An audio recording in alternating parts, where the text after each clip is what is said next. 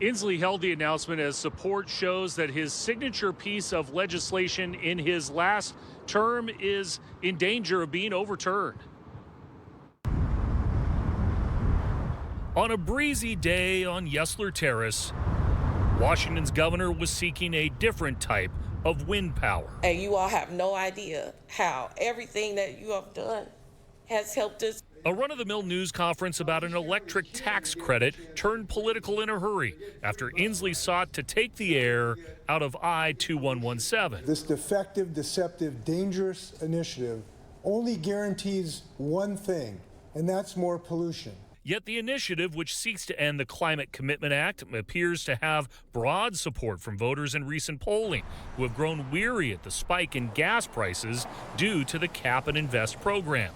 The no vote has been collecting millions to fight the initiative's momentum. PDC records show Steve Ballmer and his wife Connie have donated $2.5 million to fight 2117. Bill Gates and Tableau founder Chris Stolte have pitched in $1 million, and Seattle Kraken owner Samantha Holloway has donated $250,000 to the No campaign. This after initiative backer Brian Haywood spent millions to get the issue on the ballot and said Inslee was offering, quote, rebates to bribe people. Are you trying to bribe voters with this? No, they're trying to take away $200 from these families.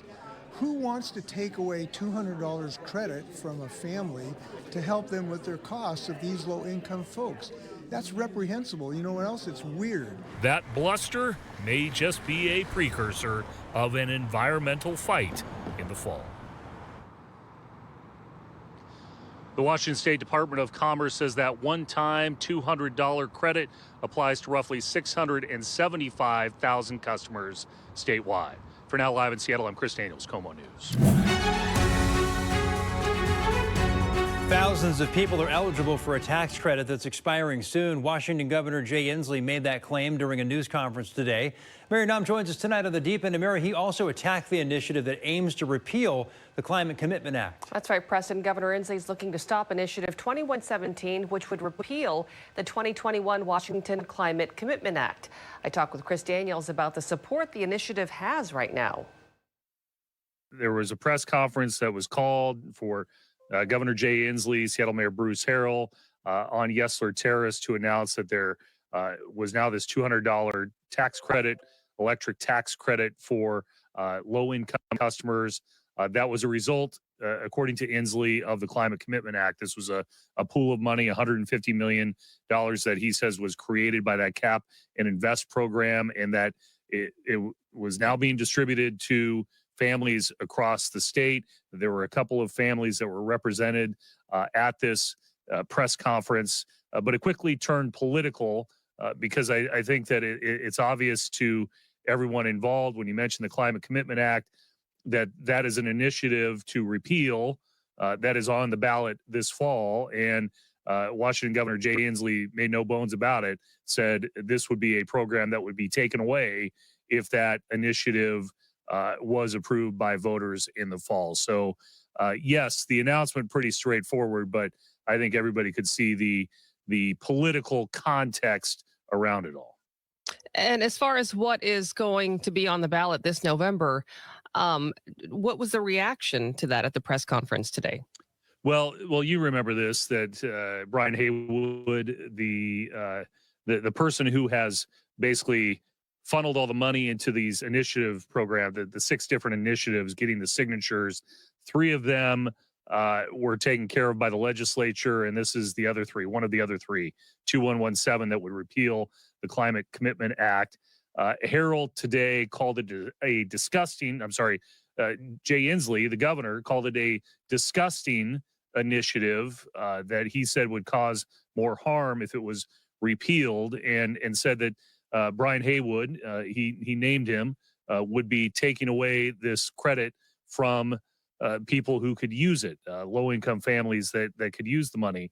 But on the other side of things, Let's Go Washington, which is the organization that was founded by Haywood, said that the governor is offering bribes here, in his words, for votes to try and stop this initiative from getting repealed. And all of this, Mary, is context for the recent polling that was done on this initiative that shows that overwhelmingly right now it appears that voters will repeal the Climate Commitment Act. The Seattle Times did a statewide poll. The numbers were in the upper 40s of people who would be voting right now to vote for this initiative, to vote for 2117, to repeal the Climate Commitment Act. And that was a double-digit lead, so to speak, in voters who are looking at this initiative. And also, this press conference today is the context behind it all is there are now millions of dollars, millions that have been poured into this initiative. So Haywood has spent more than $4 million of his own money to get this initiative through the process and get it to the point where it is now going to be on a ballot in the fall. We have seen millions of dollars donated for the No campaign, $2.5 million from Steve and Connie Ballmer, $1 million from Bill Gates, another $1 million donation from the founder of Tableau, $250,000 from Kraken owner Samantha Holloway. So there's been the Puyallup Tribe of Indians has donated to this No campaign. So there's a lot of money being poured into this right now, and it appears that it's an uphill battle to try and convince voters. And so all of that was lingering in the background today for this, what otherwise would be a simple announcement about a $200 tax credit. There were emotional stories told from recipients of the tax credit. Critics have, as you mentioned, accused the governor of bribing voters. I know you took that question directly to the governor. What was his response? Well, he said he is not bribing anybody, that he is trying to help put this money back from the Cap and Invest program, put it back into the pockets of Washington taxpayers, Washington residents, and that is what this one of the things that this money, this Climate Commitment Act goes to. He also talked at length about ferries and how that would be impacted, that this is money that's allocated to go back into the system that would be taken away. And he really scoffed at that bribe allegation from Haywood and Let's Go Washington, saying that's not what he's trying to do here. A tremendous amount of money pouring in for this. All right, Chris Daniels, thank you very much. You bet. Well, Mary, I'm curious with regard to the rebate, how many households qualify for it? Well, the Washington Department of Commerce says the one-time 200 credit applies to roughly 675,000 homes in our state, Preston. Interesting. Thanks, Mary. And that brings us to tonight's Pulse Poll. Here's the question we're asking. What is the biggest driver for you in choosing local candidates? Well, this is a live look at the results coming in tonight. You can see 63%, a majority of folks tonight say crime, 29% say economy, inflation, only 6% say reproductive rights, and only 2% say climate. To vote right now, scan the QR code there on your screen. We'll be sure to bring you the latest results later in the show.